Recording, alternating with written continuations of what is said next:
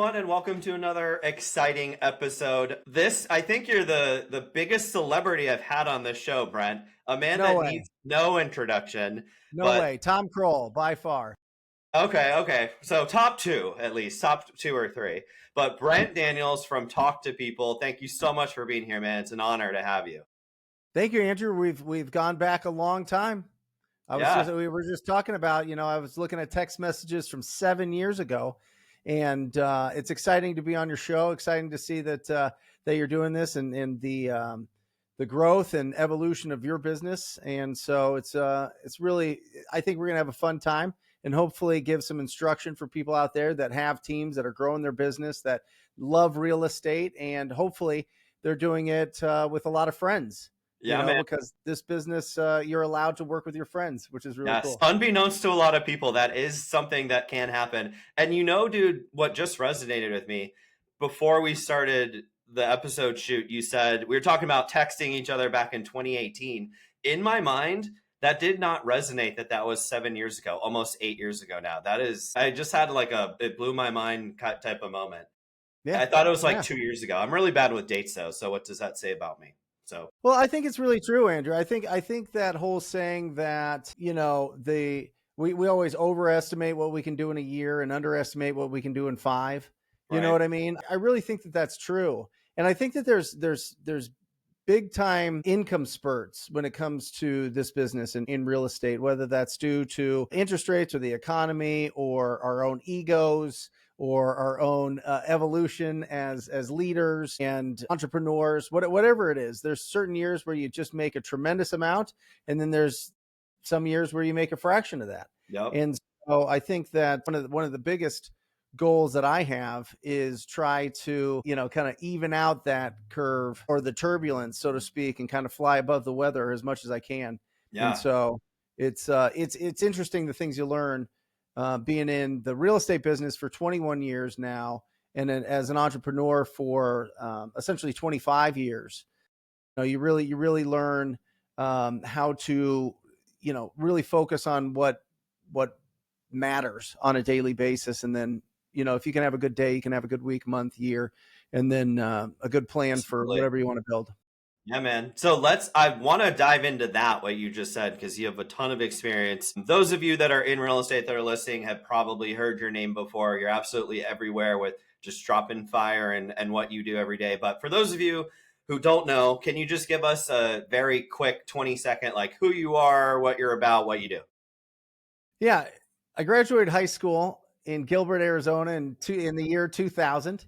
I was given from my best friend, Mike Mahoney. I was given the book Rich Dad Poor Dad by his dad, Brian Mahoney, who was a successful entrepreneur, and it changed everything. I was on my way to college. I think that, once you turn 18, it's kind of like a fork in the road and what you decide to do. Do you work? Do you go to college?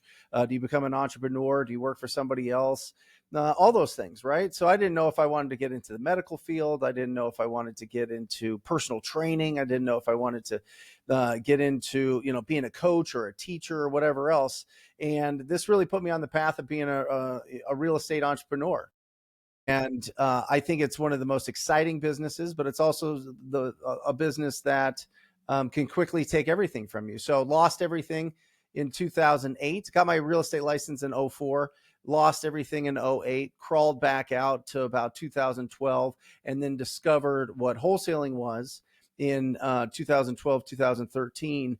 And that's been my main focus for my real estate business since then, is finding really, really, really great ugly houses Yep. and turning those over to people that I respect, that are going to do really amazing work on those properties and make it a great home, or homes, depending on the property type that we find. And so that's been my business. I think that assigning deals, if you can do it in your state, is the golden ticket. It is the cheat code to reduce a lot of the risk, most of the risk in the business. But you got to make sure that you're really good at marketing, you're really good at sales, and you're really good at disclosure.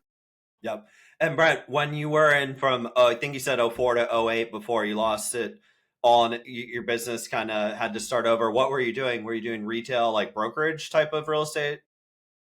Yeah, retail. I was a real estate agent for a couple of years, and 0405 was really powerful.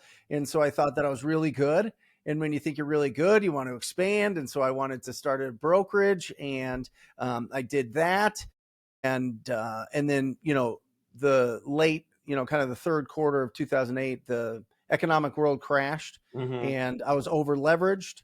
I did not listen to any of the real principles from Rich Dad Poor Dad, and lost it all. And that took a few years to get back to a place mentally and from a confidence standpoint to be able to go out and take massive imperfect action every single day. And the only thing that got me out, Andrew, was going out and talking to people. And that's why that's the TTP, that's the motto. And if you're in any business, let alone real estate, and especially real estate, I should say, if you talk to enough people and make enough offers, you cannot lose.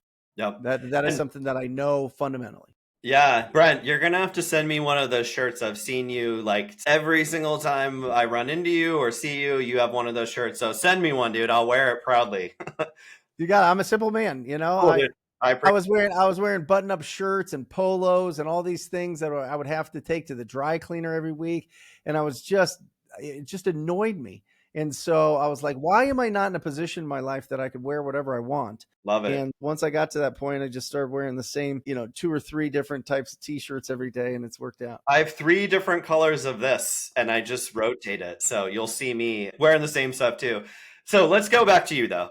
All right. So in 2012, you discovered wholesaling. And for those not listening, this is an educational podcast. So describe what wholesaling is, just a very like high level.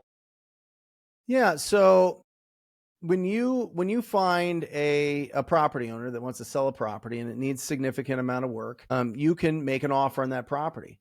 And you have a couple different choices. Well, you have three main choices, and they're called exit strategies in real estate. One is to buy and flip it, where you buy it and you either just put it right back in the market as it is, or you put in some work and you flip it, right? You actually take ownership and then you sell it as quick as you can. The second one is you buy and you hold it, right? You keep it in your rental portfolio, and it's kind of long-term wealth building. It's not going to make you rich, but it'll be good for long term. We're talking 20, 30 years down the road. And then you have the third option, which is to assign your right to that purchase agreement, or novations if you want to get real in the weeds. But an assignment essentially says, hey, listen, I'm going to put this opportunity, this purchase, the ability to purchase this property out to a private group of investors that I know. If they want to pay me a fee to replace me in this agreement, then I'll take a look at that and decide if that is the best route for me to go. Okay. I'll either close on it and flip it, I'll close on it and hold it, or I'll just assign it to my investor friend or investor that I know, and make a fee, an Gotcha. assignment fee is what that's called. So So, that's really it in a basic level. okay. So you get a house that needs a ton of work, maybe not suitable for a listing, really. And then you say, "Hey, Mr. Owner, Mrs. Owner, I'll buy your house for 400. It's off market. It's a private transaction." And then you turn around and say, "Hey, my friend or my buddy or whoever, I know you flip homes. I have this one on Main Street. I have it." Do you tell them what you have it under contract for? Or you just say, "Do you want to buy this at 415 or 420 or whatever that is?" And the difference between what you have it under contract for and what you sell it for is known as a wholesale assignment fee. That's right. Yeah. Okay. I mean, you can certainly tell them what you have it under contract for. They're going to see what it's under contract for when Right. they get the contract, because they're essentially replacing you in the contract. And if the numbers make sense, then they pay you the fee, which is, kind of the total price that they're looking to pay would be the fee plus whatever the original purchase price on that agreement is. And so if it's a good deal, they take it down. Cool. So here's the $1 million question that I talk to a lot of people in real estate. So do you. How the heck do you find these deals? What are you doing? How are you marketing to them? Because at the end of the day, a lot of people also say wholesaling is nothing more. You're running like a marketing business, right? And there's processes, systems. Where are you guys finding deals, and how are you doing this day in, day out? Yeah, since mid 2023, all from Google. And Google has four. What's that? Sorry, can you expand on that? The Google Yeah, part? so Google has four main ways for you for property owners or any kind of business for the customer to reach out to you. One is the top of the page, which is sponsored ads, and that's commonly referred to as pay per click, right? You pay Google to show up at the top of page one. And I'm telling you right now, there is not a more powerful position in all of marketing and advertising than the first page of Google. It is the most powerful. I Amen, said man. that weird, but it is the most powerful position to be in. And there's 3 spots. So the first spot is the sponsored. The second spot is something called Google My Business. And it's the map that pops up whenever you do a search for something. And so it'll have the local businesses, it'll have their reviews there, how many stars they are, and their contact information. And then right below that is what's called search engine optimization. These are the organic searches that pop up. And there's techniques to show up in all 3 of those. The fourth monster of this 4-headed monster is YouTube ads, because Google owns YouTube. So we are masters of positioning those 4 spots for our business. And because of that, we have high intent, highly motivated sellers that reach out to us because they're literally searching for somebody to buy their house and buy it with cash and buy it fast and all these other keywords that we target. And so when we get a lead in, Andrew, it is bananas. I mean, they're ready to sell right now. We're on the appointment right now. And it makes my acquisition team really, really, really happy. Very cool. Because what's happening here, Brent, someone is sitting down at their computer saying, I have a problem. In this case, their house is the problem. And they're literally typing in, I need a solution to my problem. And you showing up on page one, whether organically via the SEO, Google My Business, or in the paid ads, the PPC, you are solving their problems, right?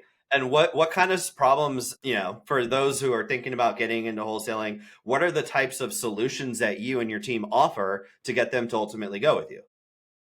So whenever somebody's selling pretty much anything, but especially property, there's 3 main factors: speed, convenience, and price. And they only get to pick 2. All right.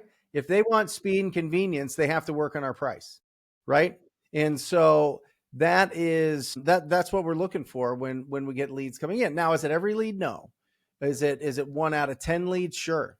You know what I mean? And so 9 of them, they're looking for retail. They have their house in the market. It's not selling right now. So they reach out to us in hopes that we'll just buy it cash, and we didn't see it on the market for some reason or whatever else. And that's fine. That's not who we work with. We work with the people that are like, I don't want to fix this up.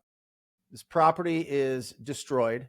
I just want to sell it completely as is. I don't want to put it on the market for a million different reasons. People would never, why would anybody sell their property and not put it on the market with a realtor? Because they don't like realtors, because they're embarrassed by the way that the property looks, because they have a bazillion animals living inside that property, because they don't want to go through inspections on that property, because they want their cash in a week, not in a year. I mean, there's a lot of different reasons why people just want to sell their property and get that speed and convenience. And so that's what we do a deep discovery, Andrew. We do a deep discovery on that first conversation that says, what is your goal? What is your goal with this property? And once you discover what their goal is, then you can decide what kind of offer you're going to make. And usually for us, Andrew, it's 1 of 2 ways. Either we're going to give them a cash as is offer, and I'm going to send out my acquisition team to go do that. Or I'm going to say, I think your property sounds beautiful. I think that you want to get as much as you can out of this property. Sounds like that's your goal. Here's a really good real estate agent referral. Or if you have a real estate agent, go put it on the market, go sell it for as much as you possibly can. Right? That's the two routes that we give people. These are the people that want to sell right now. They want their cash right now. They don't want any of the hassle. It's like turning in your car, right? Have you ever gone and got a new car, Andrew, and you turn in your old car and you know that they're going to make a profit on your old car? You know it's not Kelley Blue Book. You know if you go and put new tires and rims and you make it smell great and you get the engine all, every little part of it fixed up and you just make the car in perfect condition, you could privately sell it yourself. People take test drives. You can make sure and sell it and make more. But no, what do people do? They go, here's the keys. Let me grab all my personal stuff out of the car. Good luck with it. Gone. That's what people do with houses every single second of every single minute of every single hour of every single day. People are doing that. And cool. And that's the world that we live in. That's the tiny little niche in real estate that we work in. And about 6 to 10% of property owners in the United States will choose that option. Yeah, that's a great analogy. I never thought about explaining it that way, but yeah, I fully here are the keys. It's your problem now type of approach to it. So, Brent, where are you doing this? Are you doing this in, I know you're in Arizona. Do you do this for your own company in Arizona? Do you do it across the country? I know a lot of people do this nationwide. Like, what's your business model? Just Arizona. Just Arizona. Okay. Yeah, And we've played around with it, Andrew. We've played around with doing some virtual, and we've done it here and there. But my guys love solving big problems. My guys love going knee to knee, belly to belly, face to face. You know mhm, what I mean? There's just something that is just more fulfilling in their minds, and I understand this. If you can really know a person, really meet somebody, really go through, see the way that they use their body, in the way that they speak, the body language that comes out when you can meet somebody, and you can really see what the problem is. You can really understand what is really bothering them or not bothering them. You know right. what I mean? And when you can do that and relieve people and make it a really smooth, easy, simple process for them, there's no better feeling in the world for us. Yeah, man. So Yeah. I've heard a couple things about PPC. We'll say on this topic, Yeah. speed to lead is super important, right? And then having your systems and processes aligned are important too. Is that what you're also saying? Listen, if a lead comes in anytime an inbound lead comes in, you have 30 seconds, 30 seconds to respond to it. And if they're calling you, you have to answer live. Yeah. You have to answer the phone live. If it is if somebody just fills out a form on your website and you get that text message, you need to respond to that in 30 seconds or they're gone.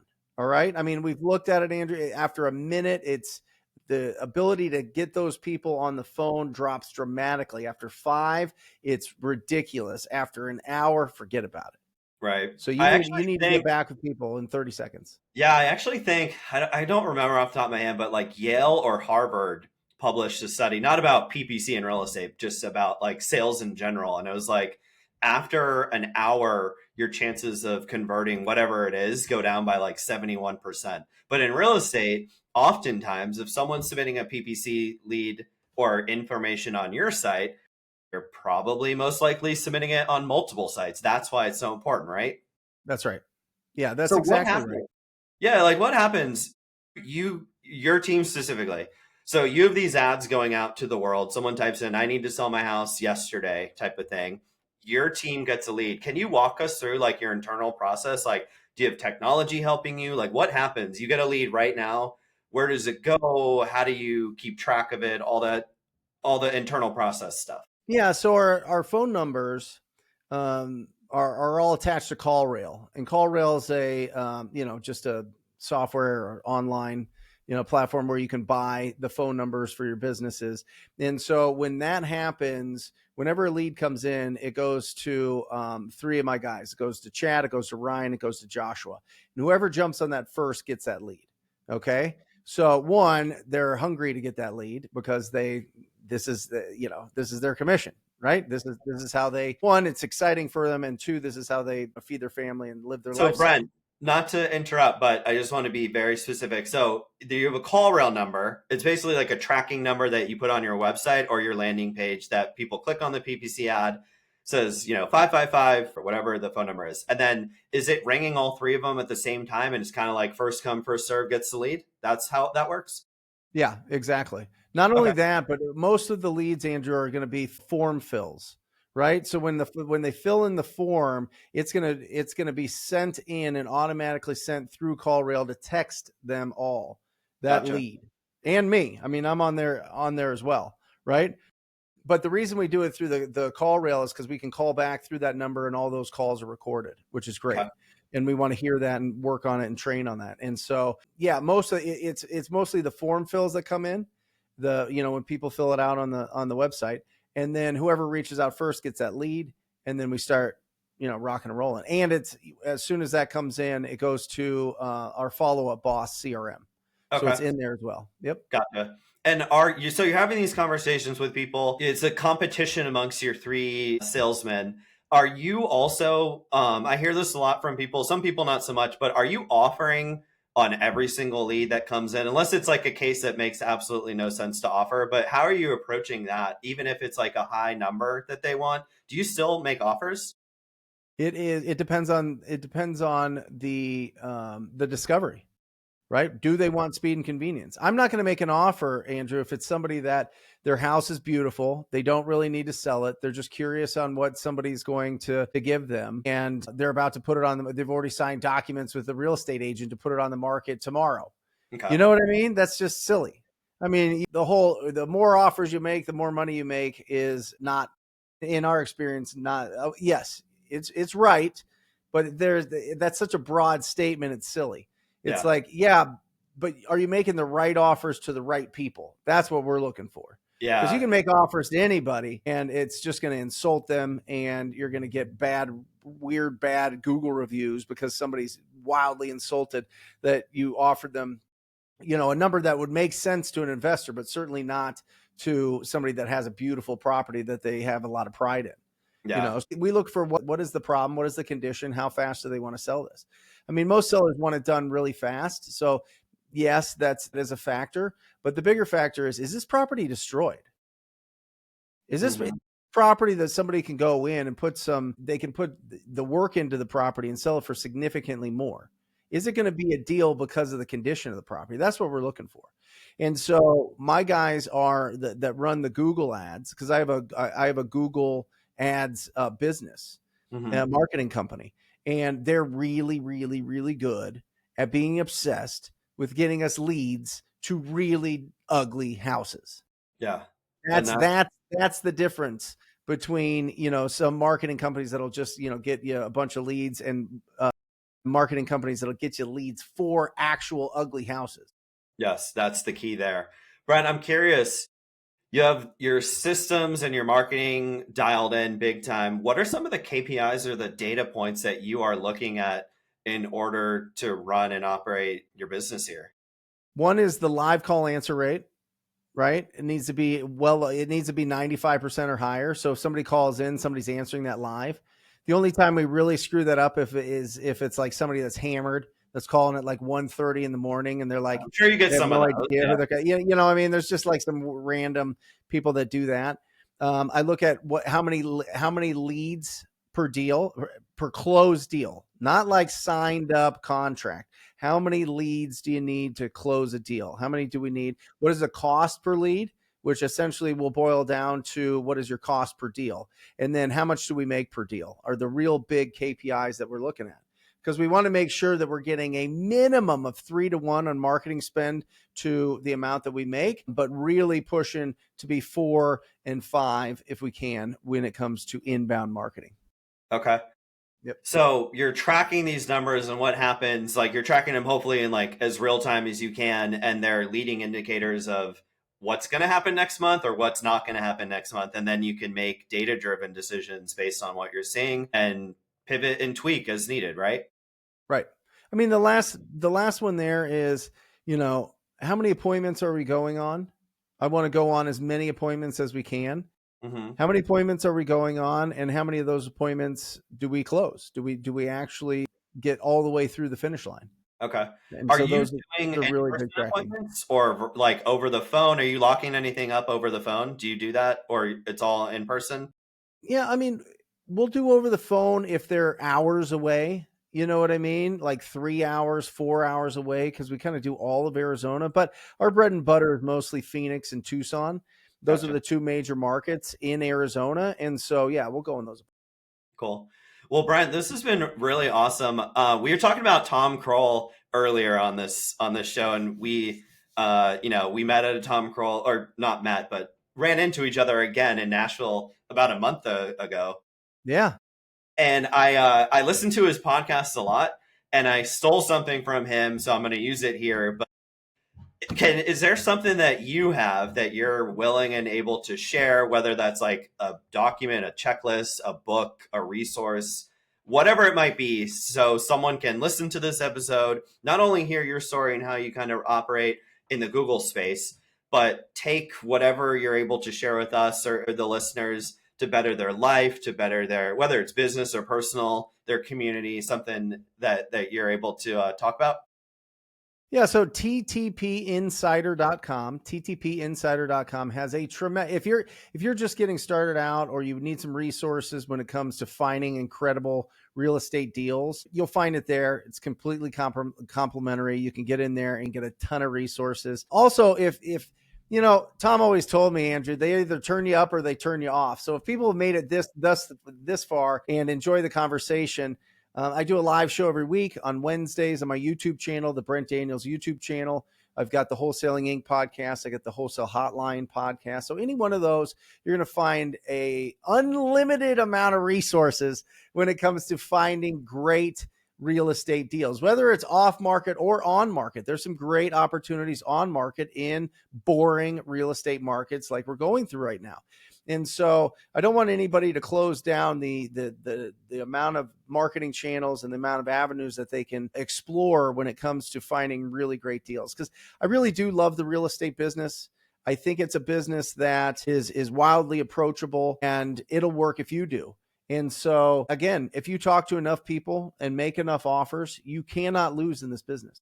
Nicely put. So that was ttpinsider.com. That's right. Okay, and we'll include that in the description for those of you that did make it this long in the episode. Brent, it's been an absolute pleasure. I was super excited when this one got scheduled. I had it circled on my calendar for quite some time. So thank you so much again for being here, man. I really appreciate it. Thank you, Andrew. All right.